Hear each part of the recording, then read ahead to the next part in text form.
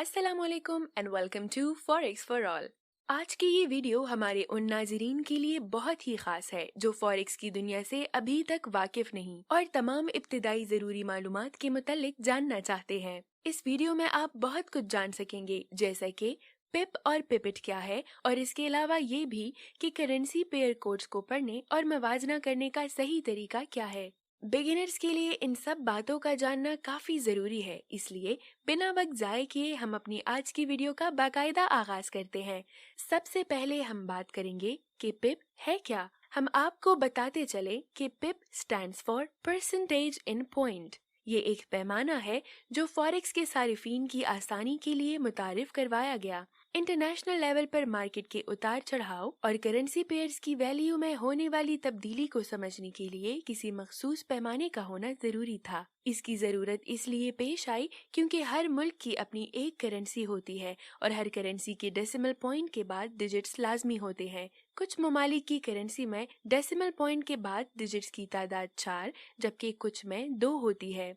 अब हर मुल्क के करेंसी के डेसिमल पॉइंट के बाद वाली फिगर का नाम याद रखना बिल्कुल आसान नहीं। जैसा कि पाकिस्तानी 1 रुपया 100 पैसों से मिलकर बनता है। पाकिस्तान में डेसिमल पॉइंट के बाद वाली फिगर को पैसे के नाम से जाना जाता है।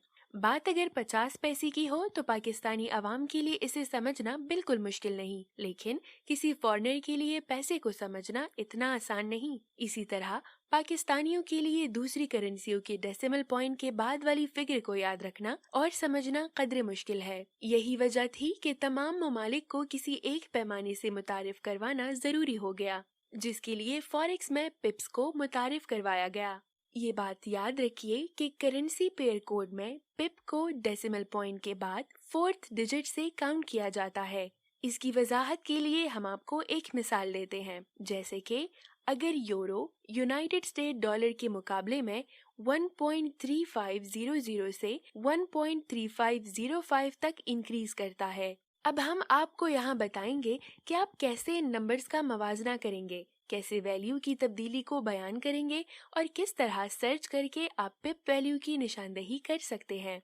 ये बात एक दफा फिर बताते चले कि पिप डेसिमल पॉइंट के बाद 4th डिजिट से काउंट होगी, इसलिए हम डॉट के बाद से इसे काउंट करते हैं। जैसे कि मैंने पहले 1.3500 और 1.3505 के मुतल्लिक बात की, अब आप इनके नंबर्स को देखकर फर्क का मवाजना आसानी से कर सकते हैं। जैसे कि दोनों करेंसियों के डेसिमल पॉइंट के बाद 4th डिजिट में फर्क को देखा जा सकता है। यहाँ 5 का डिफरेंस है, इसको पिप्स कहा जाता है। यानी कि यहाँ हम ये कहेंगे कि 1.3500 से 1.3505 तक 5 पिप्स का फर्क आया है।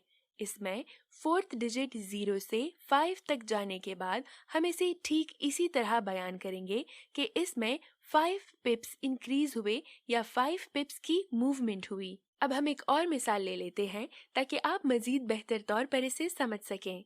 फर्ज करें यूरो डॉलर के मुकाबले में 1.3400 से 1.3350 तक डिक्रीज हुआ है। अब यहाँ हम कैसे जान सकते हैं कि कितनी पिप्स इंक्रीज या डिक्रीज हुई या कितनी पिप्स की मूवमेंट हुई। यहाँ साफ जाहिर है कि 50 पिप्स डिक्रीज हुई, यानी यूरो डॉलर के मुकाबले में 50 पिप्स से गिरा। इसे समझने के लिए एक और आसान टिप भी है, यानी अगर आपके लिए सिर्फ देखकर समझना या मवाजना करना मुश्किल हो रहा है तो आप इसे अपनी फिंगर्स पर भी काउंट कर सकते हैं, या फिर इससे भी ज्यादा आसान तरीका ये है कि आप एक कैलकुलेटर को इस्तेमाल करें। कैलकुलेटर पर कैलकुलेशन करके दोनों करेंसियों के डेसिमल पॉइंट के बाद वाले 4 डिजिट्स लें और इन्हें माइनस करें। यूं भी आपके पास आंसर 50 ही आएगा। एक चीज और जिसके बारे में आपको बताते चले कि येन पेयर्स कुछ स्पेशल हैं। ये यूरो या डॉलर की तरह नहीं है। दूसरी करेंसियों के पेयर्स की पिप्स राइट साइड डेसिमल पॉइंट के 4th डिजिट से काउंट होती है। अगर डॉलर जापानीज येन के मुकाबले में या पाउंड जापानीज येन के मुकाबले में हो तो यहाँ पिप की वैल्यू डेसिमल पॉइंट के बाद 2nd प्लेस यानी 2nd डिजिट से काउंट की जाएगी। इस बात को आपने सिर्फ येन से मवाजना करते हुए ही जहन में रखना है, यानी जब आप येन के मुकाबले में किसी करेंसी की वैल्यू इसकी पिप्स की इंक्रीजिंग और डिक्रीजिंग का मवाजना करना चाहेंगे तो आपको डेसिमल पॉइंट के बाद सेकेंड डिजिट से पिप्स को काउंट करना होगा। इसे समझने के लिए हम एक मिसाल ले लेते हैं। अगर हम कहेंगे जापानीज येन के मुकाबले में डॉलर 100.10 से 100.15 तक चला गया है। अब हम आपको बताएंगे कि यहाँ हम कैसे मवाजना करेंगे कि कितने पिप्स का फर्क आया, इस पेयर ने कितने पिप्स की मूवमेंट की। जैसे कि अभी हमने बताया कि येन के साथ बने पेयर्स के लिए इस बात को जहन में रखना है कि इसकी पिप वैल्यू डेसिमल पॉइंट के बाद सेकेंड डिजिट से काउंट होगी। तो अब आपके लिए बिल्कुल भी मुश्किल नहीं, क्योंकि इसके डेसिमल पॉइंट के बाद वाले 2 डिजिट्स यानी 15 - 10 करने पर आंसर 5 आएगा। तो सिंपल आप इसे यूं कहेंगे कि 5 पिप्स इंक्रीज हुई है। अब एक मिसाल हम और ले लेते हैं। अगर जापानी येन के मुकाबले में डॉलर 100.25 से 100.1 तक मूवमेंट करता है तो जहन लड़ाइए ये कितने पिप्स का फर्क हुआ। अब तक ये आपके लिए काफी आसान हो चुका होगा। इसमें 1 के साथ हम सिफर का इजाफा करेंगे, यानी एक तरफ 10 जबकि दूसरी तरफ 25 है। अब हम 25 में से 10 को माइनस करेंगे और यूं हमारे पास 15 आंसर आएगा।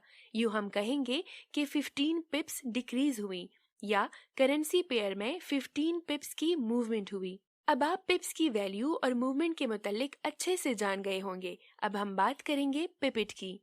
पिपेट को फ्रैक्शनल पिप्स के तौर पर जाना जाता है। ये पिप का 1/10 होता है, यानी कि 1 पिप इज इक्वल टू 10 पिपेट्स। 1 पिप में 10 पॉइंट्स होते हैं। इसे हम यूं भी बयान कर सकते हैं कि 10 point is equal to 10 pipettes. हर एक पिपेट में 1 पॉइंट होता है। इस तरह ये बात हम यूं बयान करेंगे कि पिपेट 5th डेसिमल प्लेस को कहा जाता है।